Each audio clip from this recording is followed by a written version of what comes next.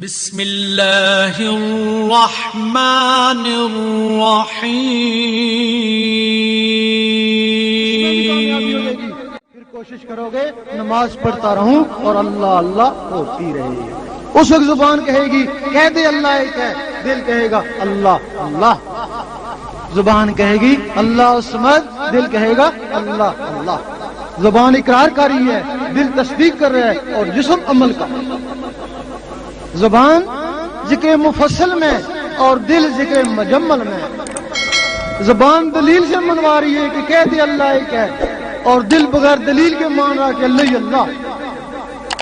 زبان کا تصرف ہے اور BBC سے بولتے ہیں یہاں سنتے ہو، اور دل کا تصرف ہے یہاں گونجتا ہے عرش مولا والے سنتے ہیں۔ تمہاری نماز کو یہ دل عرش مولا میں پہنچائے گا، وہ نماز مومن کا معراج ہے۔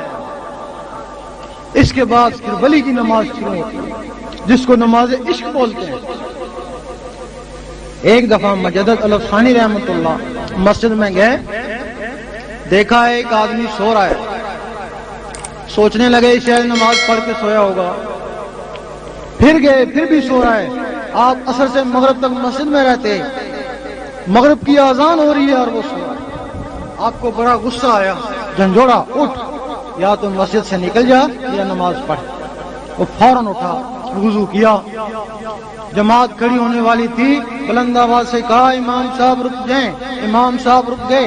اس نے فوراً نیتی 2 رکعت سنت وقت فجر، دیکھتے ہیں فجر کا سما ہو گیا۔ پھر اس نے ظہر کی نماز پڑھی، ظہر کا سما ہو گیا۔ پھر عصر کی نماز پڑھی، سورج واپس آ گیا۔ اس وقت اس نے کہا مجدد صاحب آپ تو صاحب نظر تھے، بہتر تھا مجھے جگانے سے پہلے میرا حال دیکھتے، میں تو اسی کے پاس تھا جس کی تم نماز کراتے ہیں۔ یا غوث المدد کے نعرے لگاتے ہیں۔ وہ یہی سمجھتے ہیں ہم غوث پاک کے مرید ہیں، یہی سمجھتے ہیں۔ نہیں، ان کو بہت بھول ہے، بہت ہی بھول ہے۔ اس میں ذات کسی نبی کو نہیں ملا، سارے نبی ترستے رہے۔ اگر ملا تو حضور پاک کو ملا۔ حضور پاک کے بعد 9 صحابہ کرام کو ملا جن سے یہ سلسلہ چلا ہے۔ 9 صحابہ کرام کے بعد 12 غوثوں کو ملا جو 12 امام تھے۔ 12 اماموں سے لے کے غوث پاک کو دیا، تب آپ غوث اعظم ہوئے۔ اب یہ اسم ذات غوث پاک کے پاس ہے، اسم ذات غوث پاک کے پاس ہے۔ غوث پاک فرماتے ہیں کہ اے میرے مرید، تجھے کوئی خوف و ڈر نہیں، میرا ہاتھ بہت بڑا ہے۔ فرماتے ہیں جیسا بھی ہے مرتے وقت ایمان سے جائے گا۔ آپ نے 70 مرتبہ اللہ سے وعدہ کیا ہے کہ میرا مرید ایمان کے بغیر نہیں جائے گا۔ آپ فرماتے ہیں کہ میرا مرید کون ہوگا؟ فرماتے ہیں میرا مرید وہی ہوگا جو ذاکر ہوگا۔ فرماتے ہیں میں ذاکر اسی کو مانتا ہوں جس کا دل اللہ اللہ کرے، ورنہ زبانی طوطا بھی اللہ اللہ کر لیتا ہے۔ ادھر حدیث ہی کہ جس کا مرتے وقت زبان پہ کلمہ ہوگا بغیر حساب کتاب کے جنت میں جائے گا۔ دونوں قول ٹکرا گئے نا۔ عام آدمی سوچتا ہے کلمہ تو آتا ہے، مرتے وقت پڑھ لوں گا، لیکن یہ نہیں پتا کہ مرنے سے پہلے ہی زبان بند ہو جائے گی۔ وہاں شرط ہے مر بھی رہا ہو اور کلمہ بھی پڑھ رہا ہو۔ ہزاروں میں سے کسی ایک کا سنتے ہیں کہ مر بھی رہا تھا اور کلمہ بھی پڑھ رہا تھا۔ حضرت امام راضی رحمۃ اللہ ایک بزرگ کو گزرے، ان کی زبان ہر وقت کلمے سے تر رہتے، سوتے بھی رہتے زبان کلمہ پڑھتی رہتی، لیکن جب وہ باتیں کرتے تو زبان ادھر لگ جاتی۔ آخری وقت آ گیا، شیطان نے سوچا ہیں تو یہ جنتی ہیں، کلمہ پڑھتے جائیں گے بغیر حساب کتاب کے جنت میں جائیں گے، کیوں نہ ان کو الجھا دوں تاکہ ان کا حساب کتاب ہو۔ اس نے آ کے پوچھا بتاؤ تم نے رب کو کیسے مانا؟ ایک دلیل دی؟ نہیں، کچھ اور دلیل، 99 دلیلیں دی۔ اس کا مقصد یہ تھا کہ ان دلیلوں میں ان کی جان نکل جائے۔ ادھر حضرت نجم کبریٰ دیکھ رہے تھے، وضو کر رہے تھے، وضو کا پانی مارا اور کہا اے نادان تو کہہ دے کہ میں نے بغیر دلیل کے رب کو مانا اور کلمہ پڑھ. 2-3 دفعہ تکرار کری، روح پرواز کر دی. شیطان نے ان لوگوں کو بھی نہیں چھوڑا جن کی زبانیں کلمہ سے تر رہتی تھیں، اور عام آدمی کیا کہہ سکتا ہے کہ میں کلمہ پڑھ لوں گا. ادھر غوث پاک نے فرمایا کہ میرا مریض جو بھی ہوگا بغیر حساب کتاب کی جنت میں جائے گا. انہوں نے کیوں فرمایا؟ ان کے مریض دل کی دھڑکنیں اللہ اللہ کر رہی ہوتی ہیں، ان کے دل اللہ اللہ کر رہے ہوتے ہیں، حتیٰ وہ مر جاتے ہیں، مرنے کے 1.5 سیکنڈ بعد بھی ان کے دل اللہ اللہ کرتے رہتے ہیں.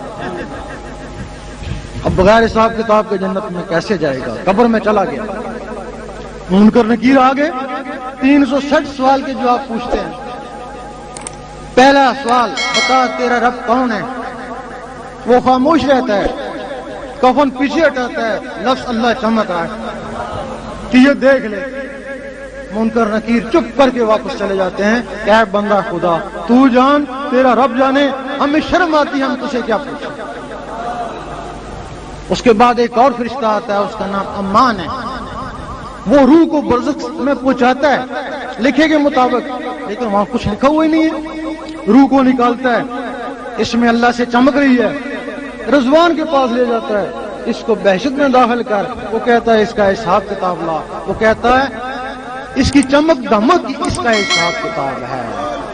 اس طریقے سے وہ بغیر حساب کتاب کے جنت میں جائے گا.